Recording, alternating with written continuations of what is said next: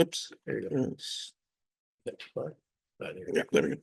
I just want to acknowledge several of my collaborators here, Eric Aspa on the science end, and Dr. Cameron Dickinson from MDA Space Robotics, who's been one of our leading industrial champions on this.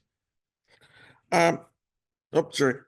So with the last few talks, I just wanted to further reiterate, there's this big push to return humans to the moon, but it's more than that. It's to also build semi-permanent structures and potentially a base. And so we're looking at really some of the challenges there and some of the opportunities. So operational challenges, there are many, and we've talked in the previous presentations about several of these. But I further wanted to add, it's really the lack of any kind of broad infrastructure.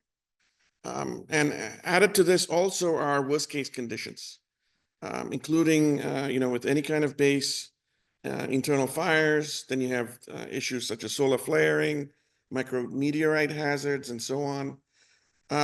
Combined with this, and from what we've seen earlier today, there's also the shaky political environment.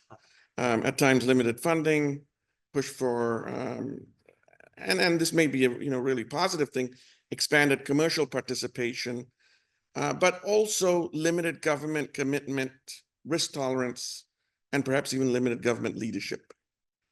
So given all of these factors, they're in a sense a perfect storm of challenges. The opportunities here is that we have individual missions being funded, everything from landers, rovers, support infrastructures, experiments. Can we see many of them come together in some ways? Because otherwise, at the moment, it's seemingly very transactional. So that mission happens, it's got a beginning and end, and that's it. For a more concerted effort to really go to the moon and really set up base, it will need more than that. And we could keep doing a lot of these individual landings, individual sending of rover missions, oftentimes just lasting a lunar day. But where does that get us in the grand scheme of things, right?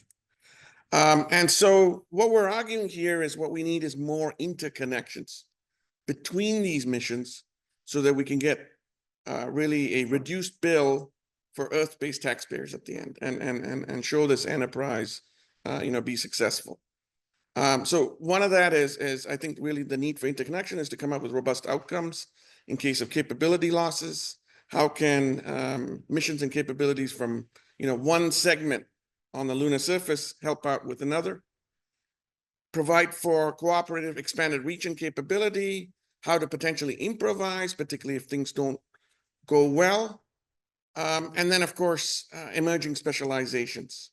A lot of these are both commercial and government entities. Each of them bring their own talents in here. Surely there are specialties, coming from each of these players. And that's perhaps as a group, that's where we want to, help the efforts, sort of harness themselves, right? But there are also the risks here. That is, at the moment, this is not really mandated. And so there is a possibility for something like this to sort of grow bottoms up as opposed to being forced top down. And that can, in the end, be a stronger cooperative effort than something that's artificially built up from the top. But what we're also arguing is at the moment, there aren't these interoperability standards for space that's well devised, beyond maybe a few space agencies. And even with that, it's very limited. But we do have some success stories. The International Space Station. A lot of the major components that were built from multiple countries came together and were fitted in the first try.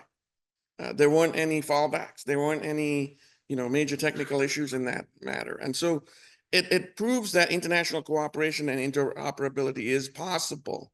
And further on the ground, we have a lot more interoperability standards we can choose from. Industry 4.0 vision is one such standard that we can follow from. And so how can we, in a sense, transplant that applied towards space and particularly on the lunar surface? So within our team, we've been expanding and bringing multiple entities, including universities, NASA centers, and private companies. This is just a representation of our grouping so far.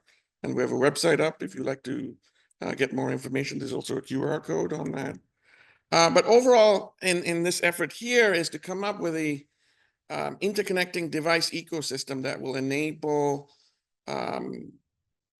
everything from communications to power system sharing, but beyond that, really enable and provide for cooperation between all these assets. And so some of the things that we've envisioned is what we call the smart architecture, scalable mobile autonomous robotic technology architecture. And it would scale up. So scale from really two central points, but this could be, multiplied.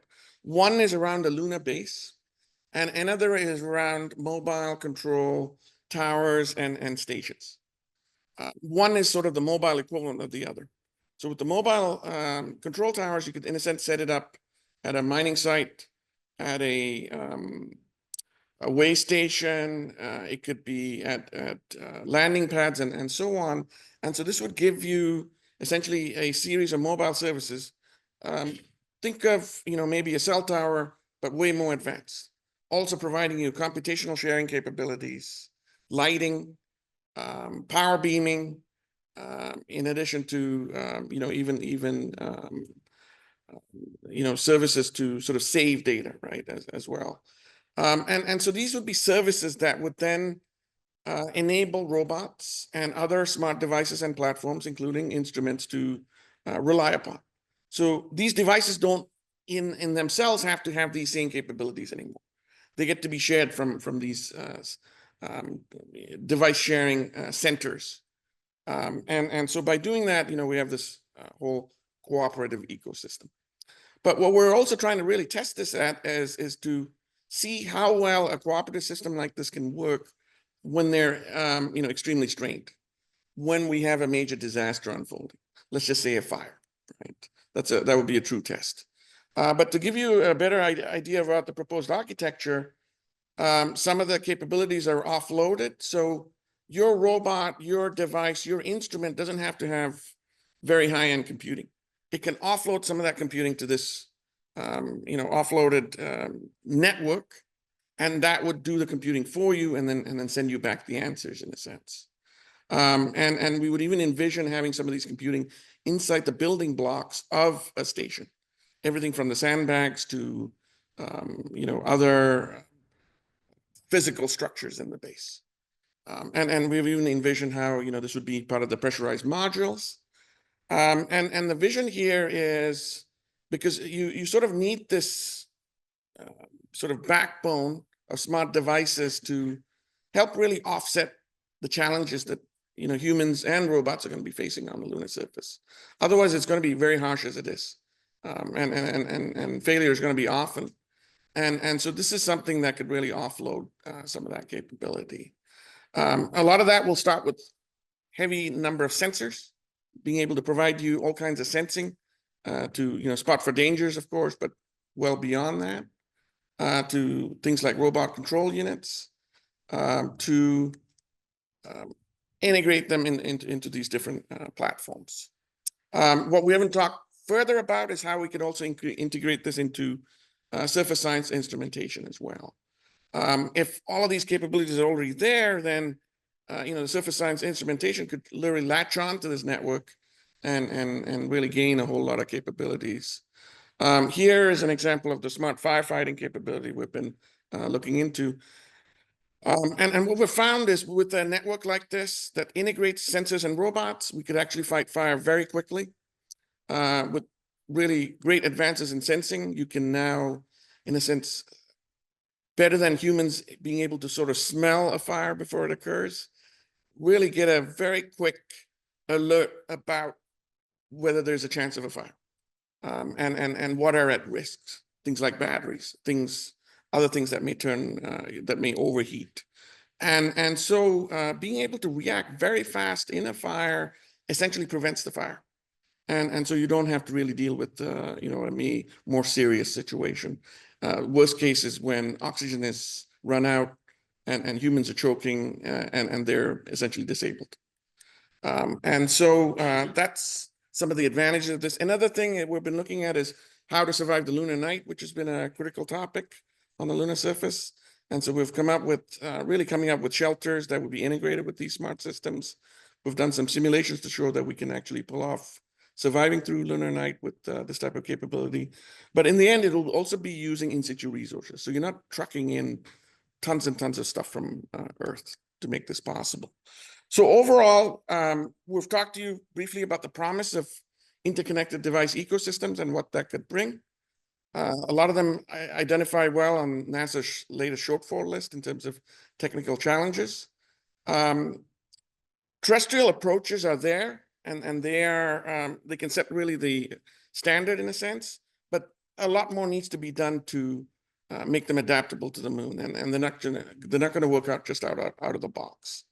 And so what we've also been trying to do is apply this to worst case scenarios to really test and prove their robustness, to, of course, convince more folks about the whole approach and idea.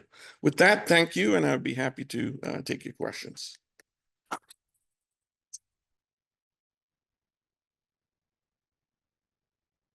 Yes. Talk about connecting smart devices to lower power networks, and is there something that you are thinking about integrating this localized network into like some sort of orbital platform? So doing this on orbit, LEO, GEO, cislunar space, there are potentials there as well. But for the moment in our efforts here, it's been more of on the lunar surface. And for those reasons, you know, the backend support, the computation that will also be utilized thanks to this, you know, sort of local network would also have to be on the lunar surface as well. And so that's what we're sort of envisioning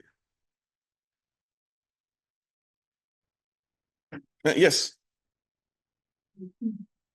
Wonderful stuff and very necessary. SMART is a wonderful acronym. What has puzzled me was S and M are quite clear. What's the difference between autonomous and robotic, or do they go together? Great question here. Part of this, again, with the whole idea of autonomy is to offload the dull, the dirty, the dangerous things. More often the dull and the dirty. And the dull and the dirty on the moon could mean life or death. Just to give you some context, with the lunar Apollo astronauts, their spacesuits gave way within the end of their 4-day treks on the surface. You know, once that regolith gets in, it's, you know, very difficult. Same goes for any kind of electronics, instruments, the stuff that is, you know, ever more sophisticated now. And so with autonomy, what we're also sort of envisioning is the ability for these systems, whether it be sensing systems, little robots or more complex robots, to do a lot of these tasks themselves, to sense dangers themselves, to also then take on a plan B situation, also to make themselves survive. So critically, that covers the autonomy part, and the robotics part is just the general theme of robotics being integrated everywhere.